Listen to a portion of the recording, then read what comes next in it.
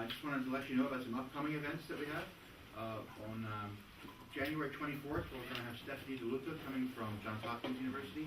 She's doing excellent ethnographic work on people who move from very low-income neighborhoods into better neighborhoods and the experience of that and some of the things that go right and go wrong in that experience. And on February 22nd, Ann Schley from Temple is going to be speaking. We're going to have a number of other seminars during the semester, and we will bombard you with emails when they're scheduled and ready to go. There's other events coming up in the future. On April 19th, it's a tentative date. We're having a conference on the state of the Camden region. Again, I'll provide more information as we go forward, but you might want to just put that date on your calendar for now. If you have suggestions for people that you'd like to see brought to campus, please contact myself or Natasha Tercy, who is the Associate Director of the Center for Urban Research and Education. So at this point, I'd like to turn over the podium to Chancellor Wendell Pritchett to introduce today's speaker. Thanks, Paul. Good afternoon, everybody. Good afternoon, everybody. There we go. In fact, get to warm up you, Peter. I better put my coat back on. No, you don't, Peter. You don't need to put your You got the chief coming here. I'll take mine off. So, it's great to be here with my people, studying urban research and education. I'm so excited that we've gotten the center up and running, and we're going to be doing great things over the years, and I just couldn't be more excited about that. And I couldn't be more excited to introduce Peter O'Connor. So, we have a great opportunity here, and the idea that I would speak for a long time introducing Peter instead of just listening to him is really absurd. So all I'm going to say is the following. As a land use lawyer, activist, and teacher, I got to say there is no more important person in the history of land use than Peter O'Connor. That might seem like an exaggeration, but I don't think it in fact is the case. There is nobody that's had more impact on land use law in this country and how we live as a society than Peter O'Connor. And getting us to focus on our obligations as a society to all of our residents to provide decent housing for everybody. There are a few people that rival Peter. And I don't think there's anything else I need to say other than we're happy to have you here.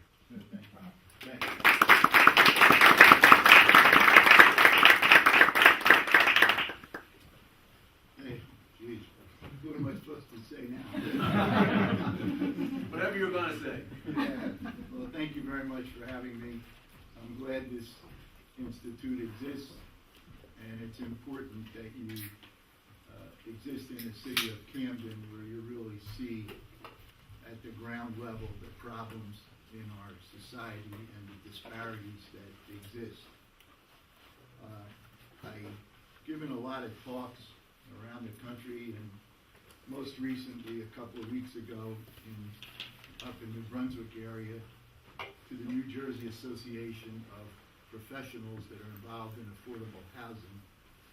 And I'm going to steal a little bit from that, but I thought I would kind of reverse those remarks to start off with kind of why I'm involved in this and what is really kind of the situation that I have seen. One of the things I have done is cried, gone to funerals of people I know, usually young men, and sit with their families.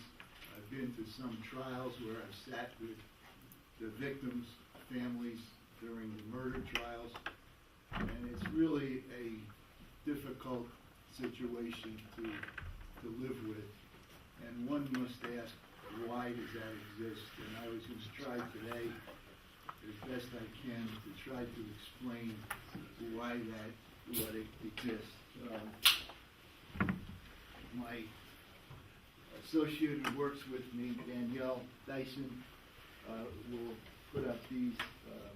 This one should go second.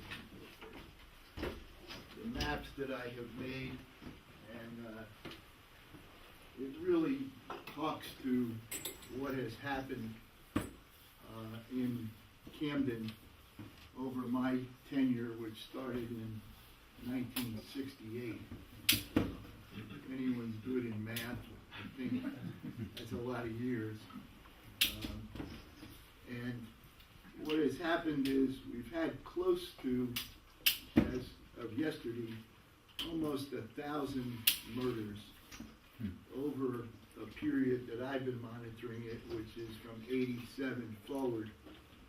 And, thank you.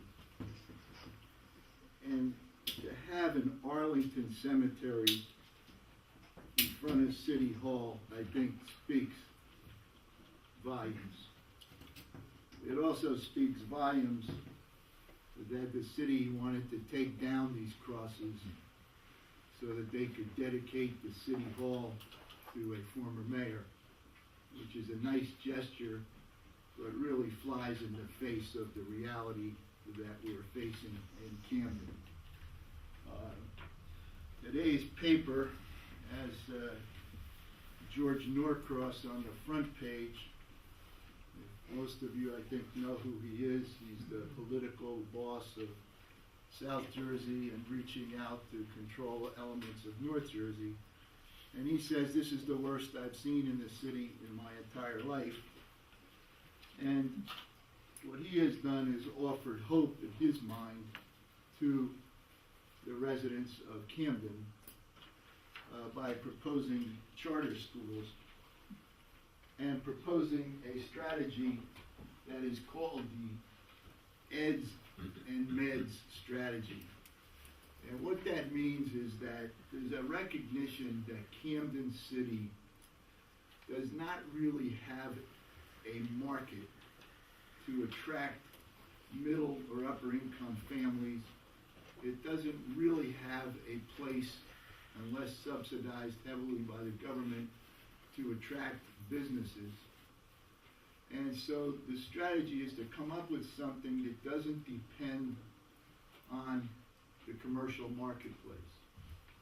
And that strategy is to develop around the Rutgers, Rowan Island, I would call it, calling it the EDS education strategy. And I don't want to be critical of the education piece itself, which is where we all are today, because it's a good thing in and of itself. The other piece of the strategy advanced by Norcross and others and legislators is the MEDS side of it, which is the health equation, which starts with Cooper and the medical school and the cancer center, which is being built. In my mind, a second island. So we have these two islands of development, really not so much dependent on the commercial market, although they're dependent on the market to some degree because all of you have to be here and apply, so there is some outreach to bring you in. But I would venture to say that many of the students don't live in the city. And the same with the health side of the equation. There is an outreach, obviously, to get patients, but that's where it ends. Now, the question is not whether those two strategies are good in and of themselves, but one should not, like Norcross does, and Sweeney, the state senator, and Dana Red, offer them as the vehicles that are turning the city around. Because when you analyze those strategies, there is somewhat of a disconnect between voting on the merits of those independently and voting on the second question of what they're doing to help the residents of the city. The most recent analysis, which is not done by me, which is done by all the sponsors of the EDS and MEDS strategy, has indicated as of a couple of weeks ago that through 2011, there were, I'll round them off, 9,300 jobs created in those two islands. The next question is how many of those were for Camden residents, and they're proposing, in the study says 997, it's rounded off, say roughly 10%, but of the 997, only 692 were full-time, and the other 305 were part-time. So it takes the 10% down to, I'm not great at math, but let's just say 7%. So you have these two places that are attracting millions and millions of dollars, and hopefully with the Rowan Rutgers thing somewhat resolved, that Camden will be less of a stepchild to New Brunswick and Newark and get more resources. But the question in my mind, as an advocate for the poor, is not whether those things are good, but whether they're helping the poor in the city. And I would venture to say, as evidenced by the job situation, that there is a serious disconnect between the two. Now, what has happened is that over the last 40 years that I have been involved here in Camden, there's obviously been an exodus of whites who have left the city.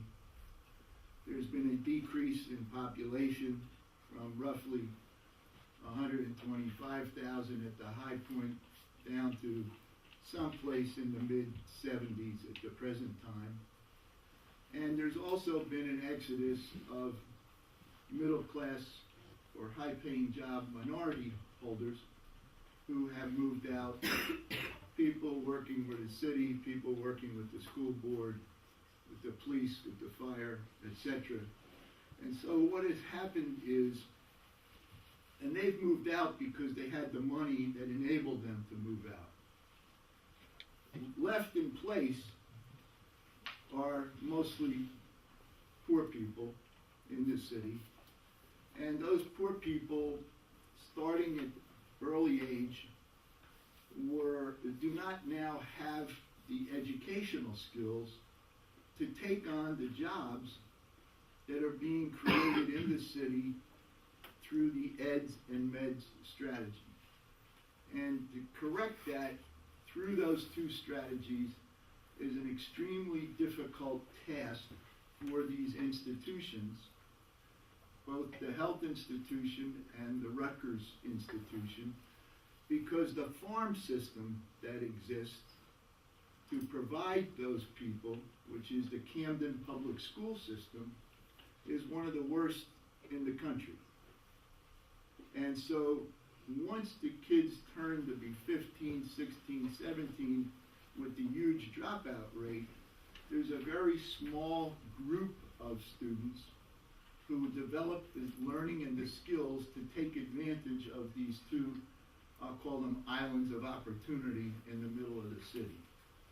So my contention, and during this period of time, the city, and I would say a lot of foundations, starting with Ford, William Penn, and many others, have commissioned study after study as to what should be done. One of the studies in 2001 brought in the McKinsey firm, paid them about $500,000. They wrote a study, A Pathway Forward, which is one of the more ridiculous documents I've ever read. And it basically says, yeah, everybody in City Hall should get free tuition and go to these universities. Everyone in Camden should become smarter. They should go to school, et cetera, which of course is true, but not in touch with reality. And then the question arises as to why there is this disconnect. And I have studied these murders and plotted them, and the current solution that's being proposed by the political sector is, let's acknowledge the school system is poor. That's an understatement. But let's create charter schools in the same neighborhoods that are on these maps. And that will make a difference. Now, I agree it will make a difference, but I don't see it as making the kind of difference that is needed, because the children will still be in concentrated poverty. They'll still be in racial segregation, New Jersey being the 4th or 5th most segregated state in the nation. And they will not be, which is probably as important, or, hey Howard, how you doing? As important as the poverty and the segregation, they won't be in a safe environment and they'll be hearing gunshots, and they'll be dealing with drug dealers, etc., which is not the kind of atmosphere that I'm speaking in today as I talk to you. So to expect little children and mid-range children to absorb what's going on just because they're across the street in a charter building, in contrast to the city schools, I don't think, although it might be a slight improvement, is not the answer. And the question is, why hasn't someone done something? Why haven't policies changed over these 40 years of these murders? And I could really come before the same group here in Rutgers, Newark, and present basically the same maps for Newark. I could go to Trenton State and present the same maps for Trenton, and all of our cities are basically the same. Add to that that Camden is totally bankrupt as a city financially, and that they only bring in about 25 million ballpark against a budget of maybe 150 million or more. They're totally dependent upon whatever the state wants to hand out.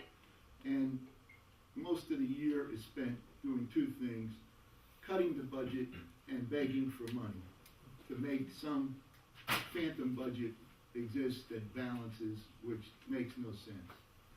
So my conclusion is, and what motivates me to do the Mount Laurel work, is that there are three reasons why this has happened and continues to happen. One, I think, is racism. And we have a divide between the urban areas, and I'm speaking now, I could be speaking nationally, but I'll limit the comments to New Jersey. I think there's pure racism, and that informs most policy in this state. Second is greed, and that greed informs most of the financial dealings that the state gets involved in. To give money to Ravel Casino, almost 300 million, when they're bankrupt already. They just don't want to say that because no one's going there for a sandwich you're eating for $17. Come on. And they will, in the next year or so, declare bankruptcy. Why couldn't that money be given other places? Because of the political situation. And the third issue is simply the politics of this state. And I would say that the political leaders and their puppeteers, or puppets, they are to blame a lot.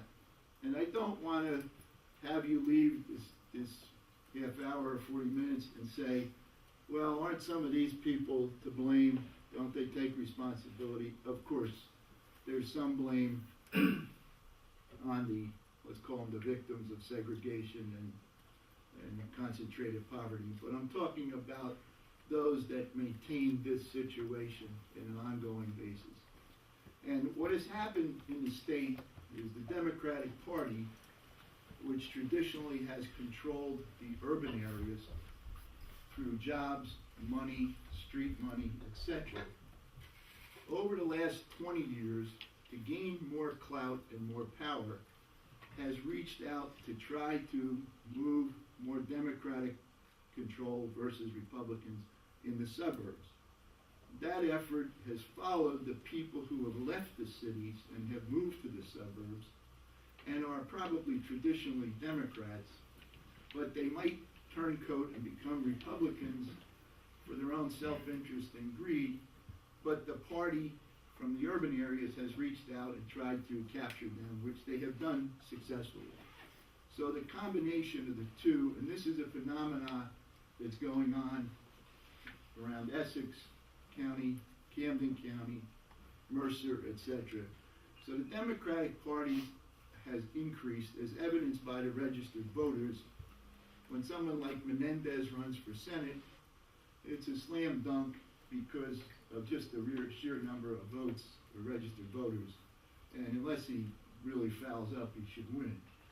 But what that does is then that controls the legislature, and it also dictates the governor's situation. And I should comment on that, and then I'll try to get back to land use in Mount Laurel. But I think these are relevant factors, and I'll explain why. When Corzine was in, one would think that he would be very helpful to the cause that I'm espousing, which is regional fair share housing, aid for the cities, giving people a choice to move to better environments outside of the city if they so choose, things that have been foreclosed, but for a small number of people through the Mount Laurel litigation. And yet, he politically appoints Susan Bass-Levin, the mayor of Cherry Hill, who waged a battle against us in court for 12 years that she was the mayor to prevent affordable housing, and then becomes the Commissioner of Community Affairs in charge of the Council on Affordable Housing, which sets state policy and does the same thing. So this isn't solely a Republican-Democrat situation. It's something grounded on discrimination, greed, and politics, more so than whether you're a Democrat or a Republican. And then the powers that be figured in the second term that Corzine would be difficult to deal with because he has his own wealth and his own independence. So what they do is they pull back the Democratic machine and let him lose, is why Christie won. Now, you would think, my God, Christie he's against the Abbott School funding, he's against Mount Laurel, he's against a lot of these social issues. Well, why would the Democrats help to put him in office? And the reason is, it's important and it helps the power brokers to have him in office because he can't put through one bill without their approval.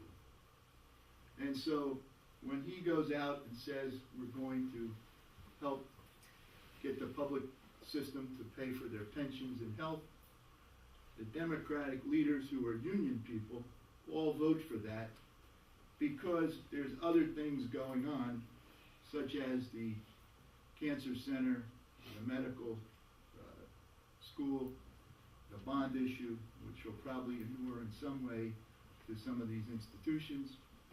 And then there was a little bit of an overreach on the Rowan situation, which was a little piggish, and the governor tried to deliver, but thank God many of you fought back and tried to restrain that, and there was somewhat of a victory with a compromise, but yet to be played out. So there's kind of an agenda going on that is promoting a more elite political group that doesn't reach down to the poor, regardless of whether it's the Democrats or Republicans that are espousing these policies. And where that affects the work I do is on the New Jersey Supreme Court. And Christie had 3 vacancies. He compromised and sent Ann Patterson in as one that he got approved, and 2 of his appointments were rejected. And right now Steve Sweeney is holding his ground, saying we won't accept any appointments unless one is Republican and one is a Democrat.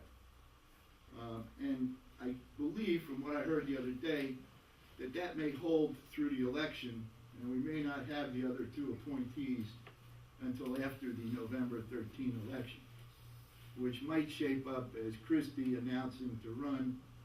And in my mind, the probable opposition will be Cory Booker from Newark, and he may be the only person that can win and do an Obama kind of ground game to accomplish that. However, one must step back and say, will the powers that be support him? I don't think so, because I think they realize they're better off with a Christie with one arm who's dependent upon them. They may do dinners and parties for Booker and make him think like he's the candidate that's going to win. But again, maybe I'm too cynical, and maybe he will announce, maybe he will win. Whether he changes this kind of thing or not is another can of worms. So, last Wednesday of this week, today being Friday, we were in the Supreme Court from 10 a.m. till 4 p.m. on one case, which is the third round of the COA regulations. And this is a picture of Ann Patterson from yesterday's paper. Yeah, I'm bringing a lot of papers here today. George is on this page today. Ann Patterson is on the page yesterday. And what's at issue there is that Christie wants to turn back the Mount Laurel decision. Professor said that most of you should know what it is, but simply stated, it's a constitutional requirement that when the state acts through planning and zoning, and they act through municipalities and delegate that authority, that authority has to be exercised in a fair and just way to promote the general welfare, which, if this was the society and we had low, moderate, middle, and upper, prior to Mount Laurel, don't worry, I won't, I won't miss. Prior to Mount Laurel, there was a promotion and use of these powers simply for the middle and the upper. And what Mount Laurel says is that you've got to do the same thing for the low and the moderate. And the question became how much, and that's where the fair share concept came into play.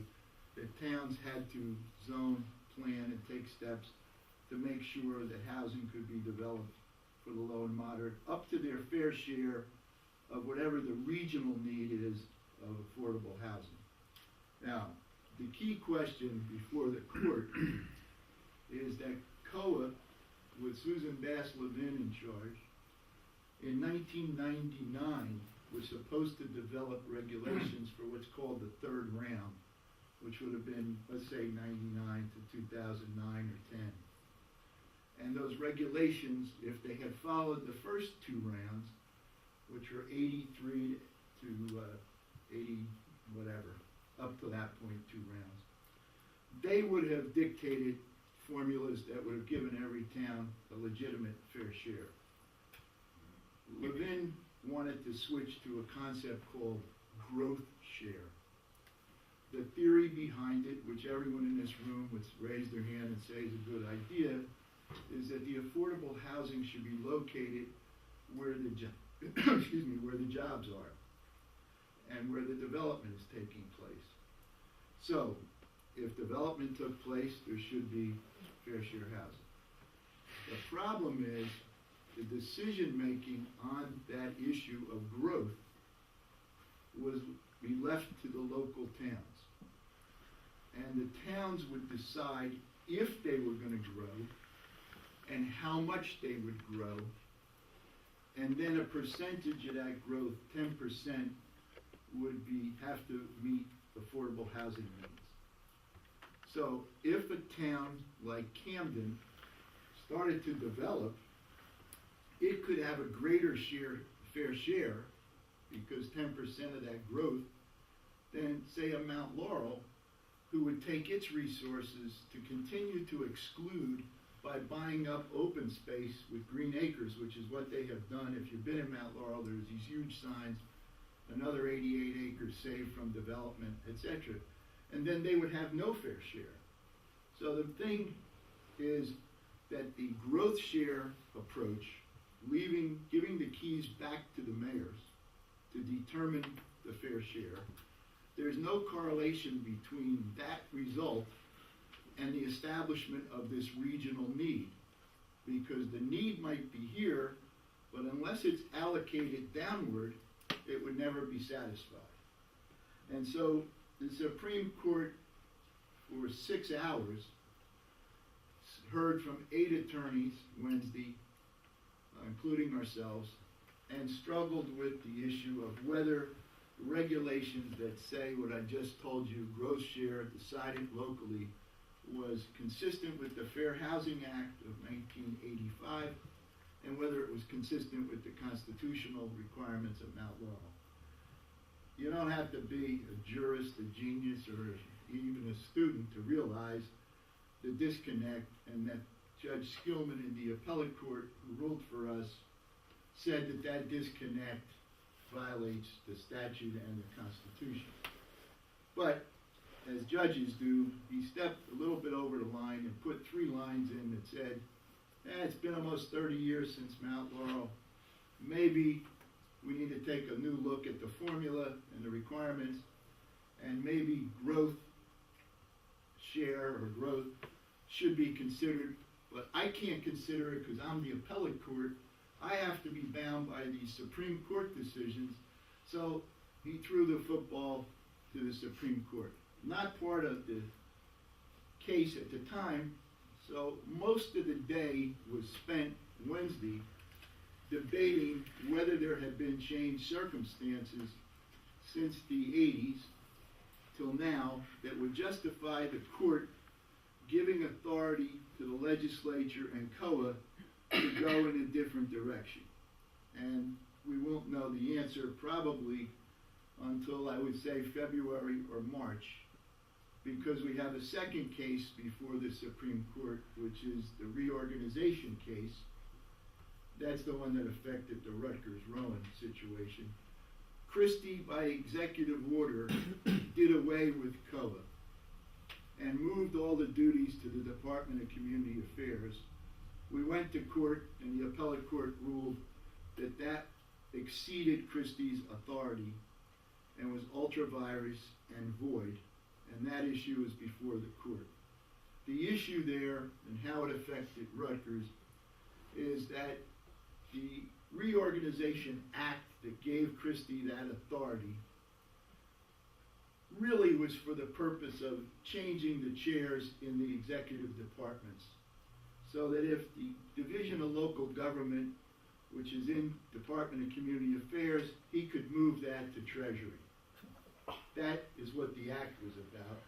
It did not give him the authority to do away with independent agencies that were created by the legislature, the Turnpike Authority, the Casino Authority, etc., and then that extended over to give Rutgers some weapons in that Rowan debate. That decision, or the argument, will be on January 28th. We don't think that the court will decide the fair share case until it decides that case, probably together, because if they rule for us and send the case back to COA to do a formula based on the second round, COA has to exist. So they have to decide the reorg to decide whether COA will exist. I'm pretty confident that what's going to happen is we're going to win the reorganization case, because the court, I don't think, wants to make Christie a king and give him total authority over anything he wants to do through the executive order process. So now COA's back up and running. By the way, they haven't met in over a year because Christie doesn't want them to do anything while this is all going on, even though there's no stay that would stop them from acting.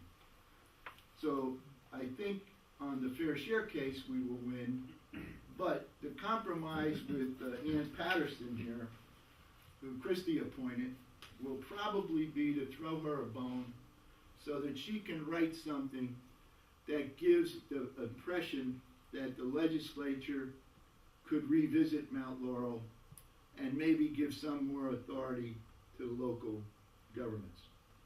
And I think if they do that, she'll write that, and then she'll uphold what happened. And the theory would be that that will apply to the third round regulations, which have been out of date for 12 years, 13 years. And that this new concept of taking a new look would apply to the fourth round. No one really knows what the dates are for either round because things are so screwed up at the present time. But that's probably the political situation. Now, I brought some pictures to show you basically the contrast we could take down the murder ones that you know. And the contrast in my mind is that we would be offering people a choice to live in a community that has decent schools, that's safe, and where there are more jobs. And I'm just showing you Mount Laurel because we're tooting our own horn a little bit. We have two nonprofits that I had. One is when I'm talking about the litigation, which is Fair Share Housing Center, and the other is Fair Share Housing Development, which actually builds housing and manages them. And this is an example of what can be done in a suburban community and offer 140 families, I think soon to be 168, the opportunity to go to a better school and to be safe. Now, to give you an idea of the demand, when we built the first 100 units, which are courts 1, 2, and 3, you'll see the other one looks a little newer to the pavement. This has 40 and this has 100. There were 868 applications. And people lined up and slept overnight the whole day before to get in line for the application.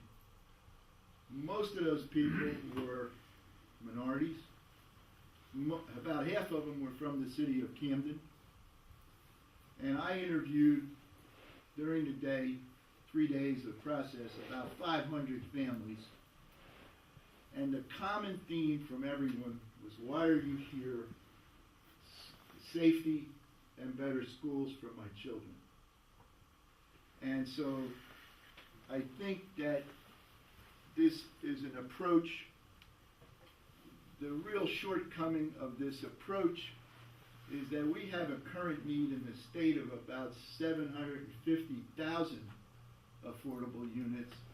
If you count people who are what they call cost burdened, paying like 40, 50, 60% of your income, those people are not included in the COA calculations of need. If they were, these towns would be getting numbers that were in the thousands instead of in the hundreds. And so they exclude a big chunk of the real need. So Mount Laurel has produced about 60,000 units over the period of time of those murder maps. And that, I don't want to say is a drop in the bucket, but it's really about 10% of what the need is. And the towns are fighting continuously to even let the 10% happen. So one of the questions at the Supreme Court on Wednesday by Patterson, the Christie appointee, who wants to kind of undermine the doctrine, in my belief, was, as part of changed circumstances, have attitudes changed? Has discrimination been reduced? And therefore, maybe we don't need this mandate to do this stuff because people, by human nature and goodwill, will do this. And we were kind of prepared for those questions. And really the answer is that over the last time since the Civil Rights Movement, yes, people can live in hotels who are minorities. Yes, they can get on a bus and a train and sit in the front, public transportation. And if they have enough money, yes, they can move to Mount Laurel under the '68 Civil Rights Act for fair housing.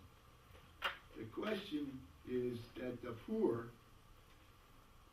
don't have enough money, and if they're excluded, that's why we have Camdens of the world. That's why we have Newark's, Patterson, etc.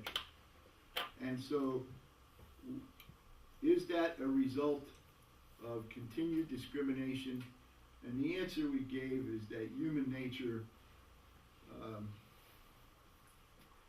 will continue to try to preserve what they have, and they see people from Camden, which is a usually used as for blacks and Hispanics. They see them as a threat to their value system, and so they put up the fences, and that's why Christie is using these wedge issues to try to break into the Democratic expansion in the suburbs to bring them back, whether we call them Reagan Democrats or Christie Democrats or whatever.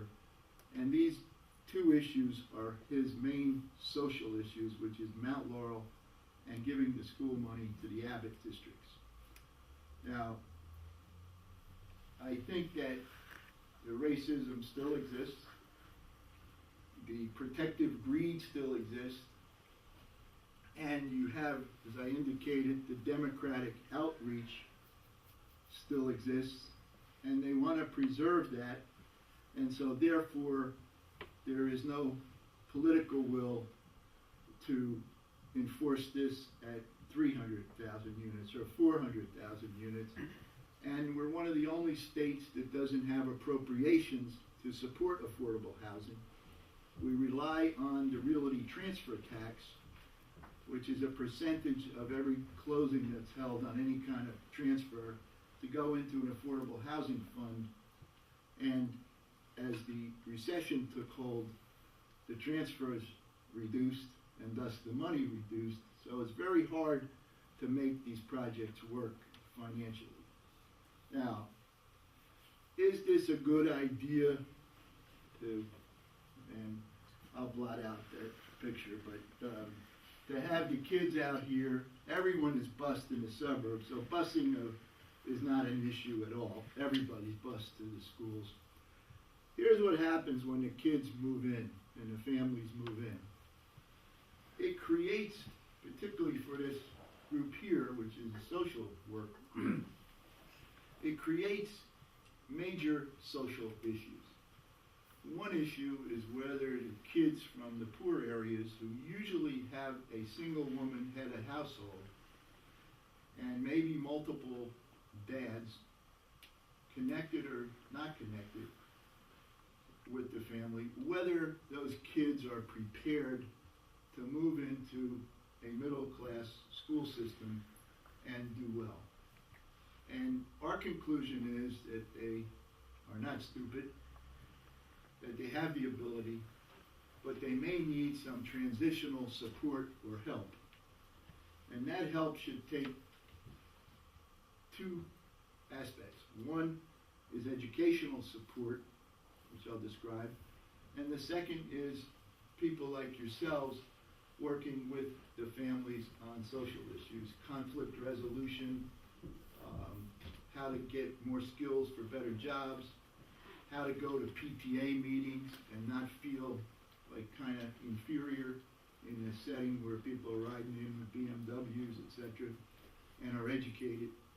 So there's those social issues rise up, and we have experienced the continued pullback by the Girl Scouts. When we first set it up, the head of the Girl Scouts came to meet with me and said, we have 18 chapters or whatever they call them, and we'd like you to be involved. And I said, wonderful. We'd like to create the Ethel Lawrence Holmes chapter so that all your kids can go only there. And we said, no way. The second is the school system sends a bus just for our kids, which we have to fight. These are like basic things, and they break down the interfacing, the social intercourse, the segregation perpetuates. And oh yeah, some of your kids fight on the bus. Well, I'm sure some of the other kids fight on the bus. So we have to be vigilant at each stage of life because we're up against a protective shield. And so to overcome that, I wrote up a study that I thought was needed to kind of refute the allegations in 1997 by the 500 or 600 people that attended a number of planning board hearings when this application was presented. And they were pretty outrageous, from crime to diminishing property values to raping their daughters to, I mean, these are statements in the record. So we wrote up this thing to say, can we do some kind of study that will examine what has happened in the 10 years the project was there. We're now in our 12th year. And we went to Doug Massey, who you may read, from Princeton.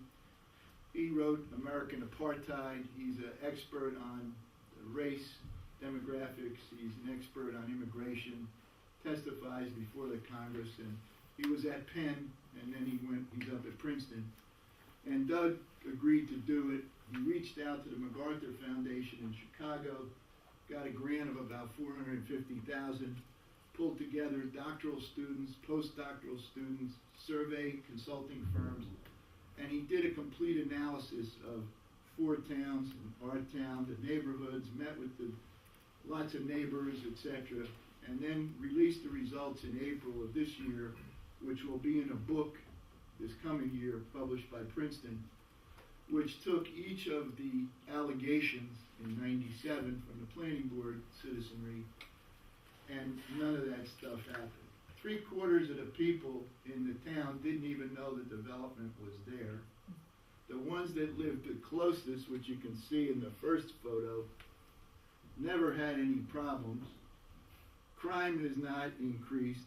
Property values have not been affected at all. The school system hasn't collapsed, etc., etc. So we hope that documentation, which there's very little of nationally, for the obvious reason that there's very little affordable housing in the suburban regions of our nation. And hopefully that will help us in promoting developments in other towns and provide actual factual documentation, not from us, but from an objective source on all of these issues. Before I go on, and you either get up and leave or whatever, somebody's got to tell me what time it is and what's going on time-wise. Well, What do we got time-wise? What how about time? another 15 minutes? Okay, should that include questions, or you just want to hear me ramble on? Try to say sometimes. Okay, all right, let me just kind of wrap up in a few minutes, and then I'd be happy to hear your questions, pro or con. So that you fully understand what we're promoting is we are not promoting no development in the Camdens of the world. But if I had 3 creamers here that you get with the coffee, I could give you my big theory. So just pretend I have them here. In my mind, Camden has a capacity for about 120,000 people. And if each creamer represented 40,000 people, the problem with what Camden's policymakers are doing is that they only have 2 creamers that are full right now. I'm rounding it off to 80,000. But almost all of those people are poor, and their presence, plus the elements we talked about, they're not going to attract the middle class to come in to fill up the 3rd creamer of 40,000 to reach a capacity of 120. And the middle class is not going to move in if they represent a 1/3 minority of the population. So my theory is if we could take one of the 2 full creamers, 40,000 people, and regionalize them with regional opportunities, then we would have 40,000 poor people and the capacity for 80,000, let's call them middle class people. Forget the race issue for a moment.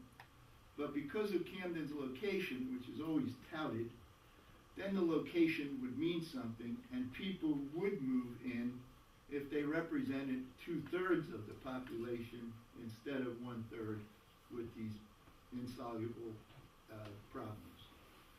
How do you do that? And the only way I think is you've got to get the surrounding region in each area of the state to permit opportunities that would promote an outmigration so that you could have an immigration of the middle class, and you would then be able to have a more stable urban areas in New Jersey. I'm not going to get into the race issue, whether the people move in should be black, Hispanic, whatever. Let's leave that aside for the moment. Let's talk economics. You can't have 80,000, 2 creamers of 4 people, and expect people who live in the suburbs now to move in. It's not going to happen, other than some urban pioneers always it'll happen, but in large numbers. And then the education and the health strategies, the affordable housing that has been built, those things in proper context would make sense. But in isolation, as islands in a sea of poverty, they are lacking. So Mount Laurel, I think, can represent an opportunity to provide that bridge for choice that would result in some outmigration. The difficulty is, in 1970, when we got involved, geez, I thought I still had the Creamers theory, and I thought, God, if we win the case, it's a slam dunk, it'll happen. Well, it doesn't happen because of the reasons that I mentioned earlier, which are the greed, the politics, etc. There's always a shield, and maybe the hope from the Obama re-election is that it's kind of time that the elderly whites who sit in Tavistock Country Club can no longer dictate what's going on in this country. And it's time for generations like yours that are diverse, more open to the sexual issues of the day, the women's rights issues, etc., to step forward and try to promote more social justice through a dual effort of out-migration opportunities for one of the Creamers. You'll remember the Creamer story. And whenever you're having coffee, you'll say, oh, I wonder if there are any people. Anyway, these are things that over the next 10, 15 years are going to begin to evolve. And we need institutions like Rutgers to step forward and speak out on these more regional issues, which are always spoken about in the way of transportation and jobs, but somehow are lacking when it comes to the housing issues. We need some of the political leaders to either speak out or be replaced with a younger set of ideas that don't focus and depend so much on self worth and profit. So I'm not promoting socialism totally, but I think we should have more equal opportunity. And this stuff is not going to happen. There's going to be the Christies of the world unless people like yourselves step forward and become active in these issues. So that's my best quick effort to try to give you a synopsis of what I have been doing and how it affects people, and how the reorg case affects the Rutgers situation. That's an important case which you should read, the appellate court decision, the division between independent agencies and non-independent agencies. So why don't you ask me anything you want, and I'll do my best to answer. And before that, I want to just say thank you for having me here. I've got to be in court at 3:30, and I got to go prepare. Go ahead and take a breath.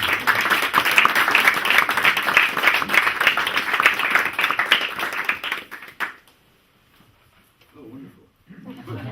Somebody asked me something, whether I used to have hair or something. Go ahead. So my question is mostly about what happens to Camden during the depopulation phase. So one Creamer leaves. Theoretically, the one that's left is concentrated extreme poverty, but also, probabilistically, the crime element that's left. So Camden becomes ridiculously violent in that process. how does then anyone want to move here? Yeah, it's hard to believe it could become more ridiculous than it is with Right. the two Creamers, but I think that the gradual out-migration, everyone isn't gonna wait for that whole Creamer to move, okay? I don't mean to be so juvenile with the Creamers, but it's easy to explain. I think that the police, the schools, the health, the Rutgers, et cetera, they have a better chance of dealing with a population that's smaller, and instead of a total population that's dependent upon the government. So I think that if there was, this would have to be endorsed more as a policy, so that we would improve upon what's here and focus on a smaller population. And I think there would be some immigration. It wouldn't have to wait until the 40 were out. So I think there would be some balance to try to answer your question. But there needs to be financial stabilization of the city, and the only way that can happen is really through state aid.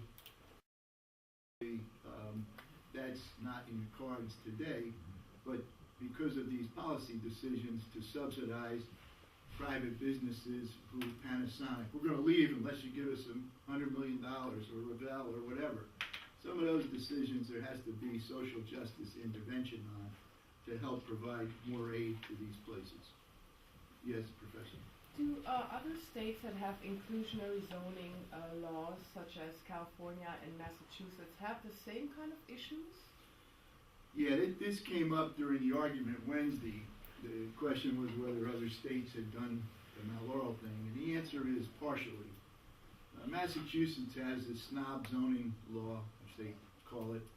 The difference is that the Malaural decision requires 50% moderate income, 50% low income. Massachusetts only really deals with the moderate income. The higher or the lower you go in providing the housing, there's a correlation to an increased social issues, school issues, etc.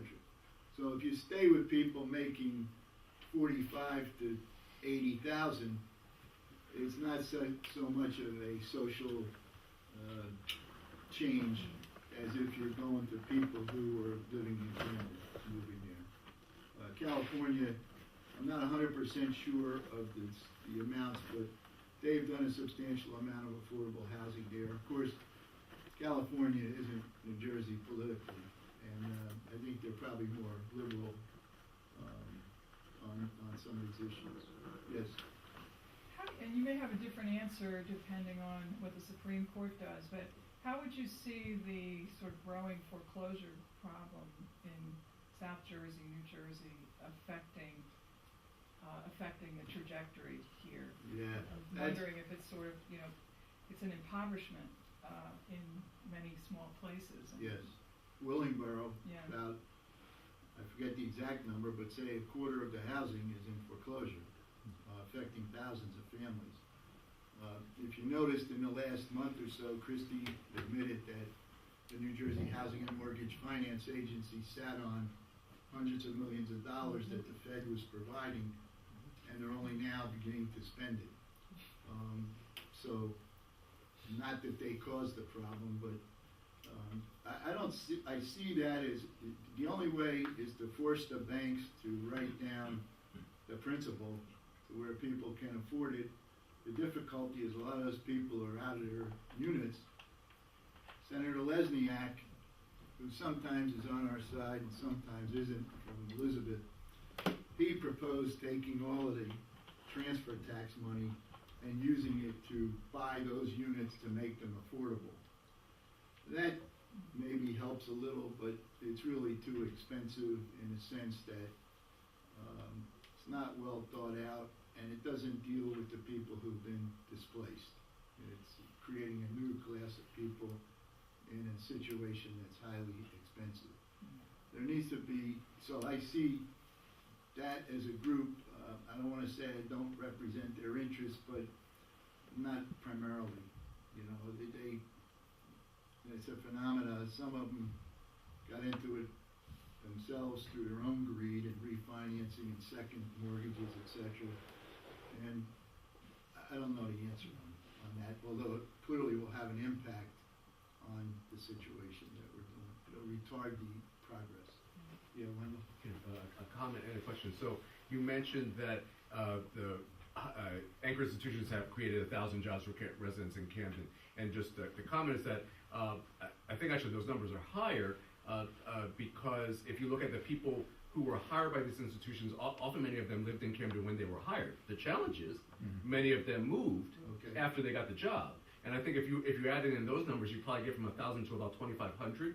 For many people, that's a problem, that those people moved out of Camden, but from your framework, I'm not sure that you would agree with that. So that's the comment that I'll just ask my question, which is to really get to where you think we should go, which I agree with. We have to weaken local government in general. And isn't the answer to this that local governments have too much power and that we should be moving towards more regional governments and maybe possibly in this state starting with county governments having a lot more power than they have right now? That's my question. Although I probably wouldn't want to put the freeholders in charge. But, they're the same puppets as the anyway. I don't know the answer on them. I'll accept what you're saying on the move-outs. But actually, it's a good thing in one sense because it shows that people are getting more stabilized in their own lives, even though it might continue and increase and exacerbate the concentration of poverty in the city. The Mount Laurel case, and the reason it's opposed is because it broke through the barrier of 100% home rule. Home rule meaning local government can rule its home. And because we have 566 homes in municipalities, which is a crazy system, each one of them is vying for ratables, each one of them is trying to keep the property tax down. The real problem is in New Jersey is leaving racism, greed, and all that aside. The real problem is that we need to be thinking on a regional level, and that is impossible if you have total home rule being the primary interest of every politician. So we need to regionalize, and regionalization is the thinking interest of every politician. So we need to regionalize, and regionalization is the thinking in almost every other study of transportation, all the things that you'll look at in a planning perspective, except when it comes to these more social justice issues, then everyone wants to put the gate around their town. And the school. And the schools. The second cause of the problem, and maybe they kind of go together, and this was also part of the 6 hours before the Supreme Court, is that this situation is never going to change unless we change the property tax as the sole source of funding the school systems. Because then, even if you're not a racist or trying to protect your whatever, you'll be grounded by fiscal concerns because the children here are not paying enough to cover the schools. So why do the project? And we dealt with Washington Township at one point down here, and they actually commissioned a study before the planning board to review a site plan, which is totally irrelevant, but they did it. And the commission of the study was, how much will it cost us to buy this land for open space or approve this project and swallow the school costs? And the numbers came back. Of course, the school costs were enormous and the land cost was minimal. So everyone in the audience got up and they're cheering, let's throw out the project. That's called, fiscal home rule. And that's the reality. So there has to be a regional thinking approach, and there has to also be, more important probably, a fundamental change in how we fund education. And until that's done, there's always going to be opposition to this, even from well-meaning people who see their property tax continue to rise because of the system we're in. Yeah, Howard? Well, Yeah, I totally, obviously agree with what you've been saying. I think we've lost an opportunity in this debate about the regional police, county police, not to integrate the other issues with it, because this is a perfect example of sleight of hand, talking regionally and acting locally for purposes that don't advance the larger purposes you're talking about. And I've been trying to get into the press, and I think you should and others should, including Wendell, that if we're going to regionalize the police, we ought to think about the whole regional system and how it works and doesn't work. And in that light, I think we ought to insist that the police that are regionalized work in the region, not work in Camden alone. That is, they should do what they do in Philadelphia. They move around between jurisdictions or neighborhoods. If you have a police that's just sitting in Camden in a regional system, they're going to be sitting in Camden and not having time off, time away from people there. But I actually really think if we've got freeholders saying you've got to regionalize something, that they ought to talk about regionalizing the whole process, and we ought to come back to the failed promise of the state takeover, which did have a regional component to it, wasn't acted upon in the regional councils, as you well know, and publicize it time and again that there's no plan to regionalize and that the police shouldn't go forward without other regional components to the overall prospect. Can I say something? I want to have to excuse myself. Thank you. Yeah, I think we're kind of at the end, but... Well, I hope you're not ending, but I actually, the only thing I disagree with my friend Howard on is that I actually think this does really provide us with an opportunity to talk about this stuff, so I'm actually optimistic about that. Good. Yes, sir. One more question. All right. You talked about how when people applied to live in these homes, they felt they needed safety and they were afraid of the crime. Has there been any study of residents from your development association that actually still live? Because I think Northgate 2 is under that development association. Yes. So has there been any study of how they feel about where they live now since they're still in Camden? No. Okay. There was a study as part of the Princeton study of confirming what I said about the people who reside in Mount Laurel in Ethel Lawrence homes, but the answer to you is no. That's something maybe we should do. And one of the difficulties with the Northgate development, which we built 33 years ago, is that we have tremendous additional costs that aren't visited upon this project. We have, huge security costs. We have huge camera costs. We have huge insurance costs because of the location.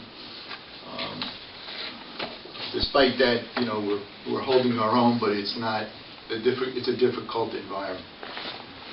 At Northgate, we have the red brick high-rise is 308 elderly and disabled, and we have 94 low-rise families.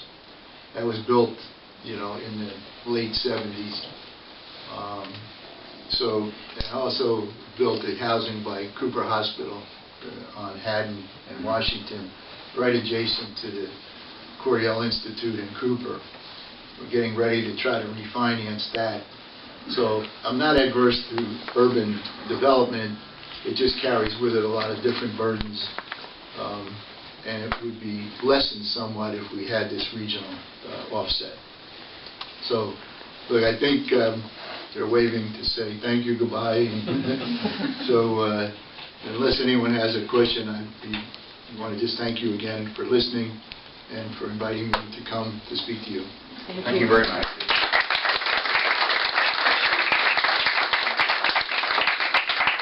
We want to be sure that you're well prepared for your court appearance. Succeed. Yeah,